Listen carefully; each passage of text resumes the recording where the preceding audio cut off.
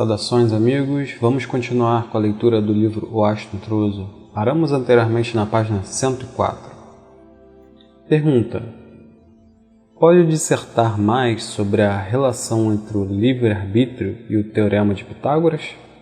Ramatiz: a premissa é que todos os eventos que são percebidos pelo homem representam inputs do sistema que rege o seu processo decisório no cotidiano. Considerar que as informações geradas pelos eventos sejam transmitidas diretamente à glândula pineal, sem referenciá-la como átmico, seria impor ao homem as circunstâncias que ele presencia ou percebe numa assimilação autocrática. No momento em que lhe é permitido referenciar como a perfeição existente na alma, ele se torna analítico, avalia as informações e de que modo elas podem ser melhor utilizadas no caminho da perfeição, tomando decisões com menos incertezas. Dessa forma, se o caminho para a alma é interrompido ou esquecido, o homem fica vulnerável aos desejos de terceiros ou pratica atos inconsequentes, tornando sua existência um verdadeiro jogo de sorte ou de reveses, com probabilidades iguais de ocorrência. São maiores os riscos e as incertezas. Pergunta: e se o ângulo reto fosse formado não na pineal, mas junto ao chakras frontal e indo direto ao corpo átmico? Ramatiz: na topologia do microcosmo, isso não seria adequado, pois a referência não estaria no sentido da alma, mas longe dela, no campo do inconsciente coletivo. O homem, assim, estaria se referenciando não por sua alma, mas pela grande confusão de várias naturezas em todo o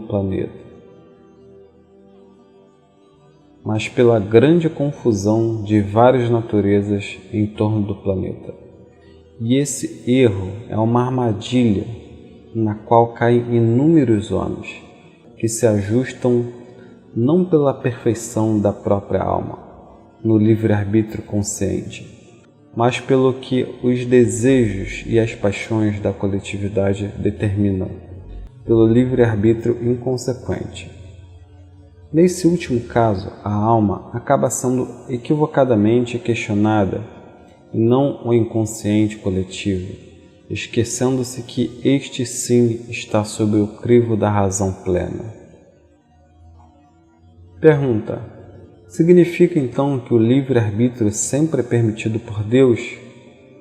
Ramatiz: esse é um ponto interessante que demonstra a extrema bondade de Deus. Reparem que os canais chakra frontal pineal e pineal corpo átmico formam entre si retas perpendiculares, da mesma forma que pineal chakra frontal e chakra frontal inconsciente coletivo formam também entre si retas perpendiculares, e retas perpendiculares são ortogonais, ou seja, não são correlacionados entre si, apresentando tangente zero, o que demonstra que é dada ao homem a chance de escolha, sem influências discricionárias, pelo livre-arbítrio. Apenas no primeiro caso, a referência é divina em esfera superior, enquanto no segundo, a referência é imperfeita, baseada em energias plasmadas pelos próprios homens e armazenadas na aura planetária. Pergunta: como se manifesta o inconsciente coletivo? Ramatiz: uma resposta simplória estaria carente de inúmeros valores de suma importância, mas no caso mencionado anteriormente, apenas como exemplo para uma rápida compreensão, o inconsciente coletivo agrega ideias, pulsões, anseios, desejos, fantasias, símbolos e formas pensamentos plasmados através da história da humanidade, desde os primórdios, os quais se concentram na aura do planeta, em forma de plasma etéreo. Como a Terra é um plano de inúmeras imperfeições, os desejos e as paixões materiais se formam de maneira mais intensa, gerando pesada complexidade etérea, de onde emergem raízes e frutos plantados em todas as épocas, como o desejo de poder, a sexualidade exagerada e a violência. Mesmo a intenção de um ato terrorista ainda em planejamento é imediatamente incorporada ao inconsciente coletivo, e quando muitas mentes se manifestam da mesma forma, quase simultaneamente, são gerados plasmas que atraem os pensamentos em torno dessa ideia, dando-lhes força para serem concretizados na prática. No momento em que o homem não referencia suas decisões na perfeição da alma e apoia-se apenas no inconsciente coletivo, muitas vezes ele desconsidera o amor próprio para identificar valores que o façam participar da herança deixada por todos os mentais que existem ou existiram na Terra e em torno dela, na espiritualidade, os quais podem representar uma interminável sequência de equívocos em um verdadeiro círculo vicioso, perpetuando graves imperfeições. Portanto, é necessário entender que, em termos de vida material, um inconsciente coletivo pode tornar os homens menos egoístas, interagindo com o pensamento de bilhões de outros homens e espíritos de forma homogênea. Porém, em termos espirituais, ele pode tornar-se extremamente egoísta por assumir posturas baseadas em erros históricos que se repetem, que sempre desprezam o amor ao próximo, o altruísmo e a caridade. E o que tem direcionado a humanidade no sentido do caos e da violência é justamente o desequilíbrio, e considera e imortaliza modismos anacrônicos, racismos, compulsões e falsas verdades, em detrimento da perfeição da alma, o cerne divino do espírito que se torna esquecida. Pergunta: é possível alguém chegar a um inconsciente coletivo e prever acontecimentos, por exemplo? Ramatiz: sendo os desejos plasmados do campo etéreo, é possível sim que várias pessoas percebam o que está para acontecer, em processo que permite a interação de suas mentes com o que está sendo plasmado como intenção de outros no inconsciente coletivo. Pergunta: e esses plasmas que circundam a aura planetária, construindo o inconsciente coletivo, serão higienizados pelo astro intruso? Ramatiz: exatamente, pois os pensamentos se aglutinam conforme sintonias que emanam, e no caso da Terra, o inconsciente coletivo está contaminado por terríveis ódios, vinganças e outras imperfeições. Se esse plasma não for retirado pelo astro intruso, permanecerá na aura planetária, transmitindo para um novo ciclo as mesmas negatividades que existem atualmente, que tendem a piorar. Isso não teria sentido, pois o novo ciclo deixaria de ser novo para ser uma mera continuação dos problemas anteriores.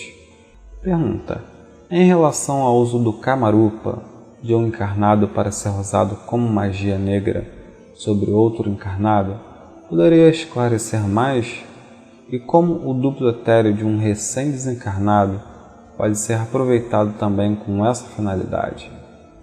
Ramatiz: os Kamarupas são os registros existentes no astral sobre os karmas adquiridos por determinado espírito em cada encarnação que ele viveu. Assim, cada Kamarupa existirá até que os karmas daquele espírito sejam extintos no que tange àquela determinada encarnação, esteja ou não o espírito encarnado. O Kamarupa, sendo retirado de seu arquivo e colocado junto ao duplo etéreo do espírito encarnado, faz com que suas paixões passadas sejam reacesas no duplo etéreo, levando o espírito encarnado ao estímulo de reviver faltas cometidas em outras encarnações.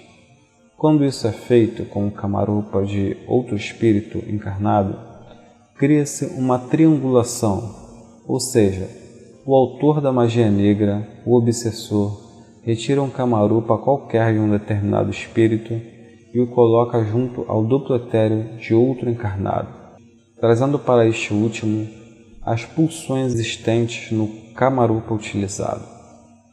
E isso funciona se houver afinidade vibratória entre esses dois espíritos, o que em geral ocorre, pois o obsessor conhece as fraquezas do obsedado, ou seus pontos mais vulneráveis em termos morais. Isso cai na esfera do Karmarambaka, que em sânscrito significa o karma que em seu curso produz outros karmas. Uma situação em que o obsedado é vítima de um karmana, magia, às custas do Kamarupa de outro encarnado, que também entra na linha da aprovação. Em situação que pode ser descrita como Duryodharma, ou difícil de ser vencida, porque caso não tratada, não apenas pode desencarnar as vítimas, como deixá-las em estado de torpor no plano espiritual. Quanto à magia negra com o duplo etéreo, obedece ao similar que ocorre em magia branca, quando um monge budista desencarna e, através de um processo tipo amálgama, fornece o plasma de seu corpo mental para o encarnado e o plasma de seu corpo emocional para outro encarnado, numa situação permitida pelas partes envolvidas, sem o comprometimento forçado dos respectivos livres arbítrios. Com isso, os corpos etéreos doados acrescentam sabedoria e equilíbrio aos receptores, que já desenvolviam com o monge grande afinidade de atos e de pensamentos, numa continuidade capaz de despertar valores elevados. Por essa razão, a procura por um monge reencarnado leva às vezes a mais de uma criança, pois uma é o espírito do próprio monge, uma outra conduz o seu corpo mental e a outra o seu corpo espiritual. No caso da magia negra, o processo de amálgama também funciona. Os obsessores se apoderam do duplo etéreo, contaminado por doenças e paixões de alguém que está desencarnado. O conserva em procedimento quimiotério com o do obsedado, causando a este último enorme carga de sofrimento. Pergunta: é possível ainda que os obsessores utilizem instrumentos eletrônicos e etéreos, ou melhor, o equivalente aos aparelhos eletrônicos da Terra, implantando-os em obsidiados? Ramatiz: vamos recordar o que foi dito antes sobre a formação dos planetas. Cria-se primeiro, a partir de fontes mentalizações dos engenheiros siderais, a aura planetária em campos inferiores à adesão da matéria, para depois então ser plasmado o corpo celeste denso. E o que vem a existir na Terra ou em outros planetas em termos de bens materiais a serviço dos homens, como aparelhos de comunicação, veículos e equipamentos médicos, por exemplo, são cópias do que já existe em várias moradas no astral.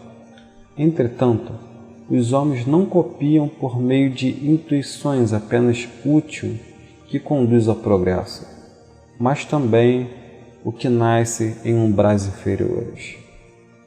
Com a atuação de entidades espirituais ignorantes e negativas muito intensa no planeta, os homens ficam sujeitos a desenvolver inúmeros instrumentos que levam à patente, podemos assim dizer, dos umbrais inferiores.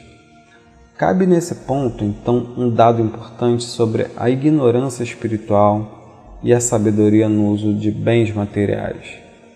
a qual pode ser para o bem ou para o mal. Pois da mesma forma que se envolve para o bem espiritualmente, também se adentra no mal quanto ao uso da matéria de modo inadequado. A prova disso é que os homens, no início, fabricam pequenas armas, evoluindo a ponto de construírem a bomba atômica. Uma das atividades dos espíritos trevosos que se voltam para pesquisas nos umbrais inferiores é justamente criar equipamentos e instrumentos etéreos a serviço do mal, para ser copiados intuitivamente na Terra, seja em termos de ideia ou de produtos acabados, ou até para ser utilizado no plano espiritual, agindo sobre os encarnados. Esse é o caso do vampirismo eletrônico, ou obsessão controlada à distância, quando o obsessor produz ou utiliza aparelhos eletrônicos etéreos, tipo chips, nem sempre isométricos, implantando-os no duplo etéreo, justamente na área óssea do plexo da coroide, reguladora dos chakras, como vimos, para que de forma contínua atue sobre o equilíbrio do encarnado. Esse aparelho age dentro da mesma filosofia dos cavalos de Troia que fluem pela internet e que possibilitam os hackers o controle à distância de um computador. A intenção desses aparelhos no duplo etéreo se faz de muitas maneiras, como por exemplo durante uma cirurgia mental pela qual o obsedado tenha passado sob efeito de anestesia, ou mesmo com viagens astrais durante o sono. Nessas ocasiões, o espírito momentaneamente fora do corpo denso é retido nos umbrais inferiores, enquanto o obsessor atua sob seu duplo etéreo. O referido aparelho ou chip funciona de modo a recolher sinais externos que partem do obsessor como sendo pulsões estimulantes, através de verdadeira radiofrequência. Com isso, o obsessor tem a capacidade de atuar sobre os chakras do obsedado, causando problemas no corpo denso, notadamente o descontrole dos circuitos do sistema nervoso no âmbito da glândula pineal, que provoca enorme sofrimento e elevado desequilíbrio nos movimentos. Embora essa não seja uma prática de obsessão muito difundida, é bastante séria. Certos chips obedecem a regras específicas, só conhecidas pelo obsessor, que é o único capaz de retirá-lo sem causar danos no obsedado, ou mesmo o seu desencarne. O obsessor assim estabelece uma regra similar à da codificação em situação idêntica à de certos problemas de análise combinatória, em que somente o autor da questão sabe resolvê-la. E por outro lado, por analogia, esse sistema de codificação não se baseia em campos pseudo-aleatórios, limitados por intervalos conhecidos, como acontece na Terra devido às fronteiras impostas pela matéria, mas a parâmetros teoricamente infinitos situados no microcosmo do próprio obsessor.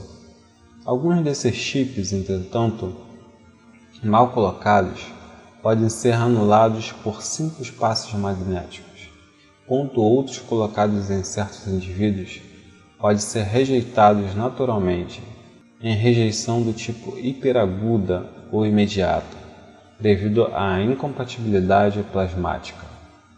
Da mesma maneira que um órgão humano transplantado pode ser rejeitado, mas os que permanecem e que dependem da codificação estabelecida pelo obsessor exigem a presença deste, que é atraído numa cirurgia espiritual realizada no corpo estéril do obsedado. De outro modo, podem ser estabelecidos severos danos sobre o equilíbrio do obsedado, como já foi mencionado antes, e até o seu desencarne. Pergunta: apenas voltando ao caso da codificação, é por essa razão que em muitos trabalhos de exorcismo o médium ordena ao obsessor que retire o que foi colocado junto ao obsedado? Ramatiz: esse é o motivo pelo qual o exorcista age desse modo. O obsessor tem uma espécie de artimanha que somente ele pode desfazer. No caso, ele pode usar inúmeras opções de códigos, através de valores alfanuméricos, sons, cores, vibrações, entre muitos outros. Mantrâmicas, que simbolizam sequências numéricas, a exemplo do que ocorre com uma utilização do alfabeto Devanagari, uma espécie de derivação do sânscrito, muito usado com esse propósito de codificação.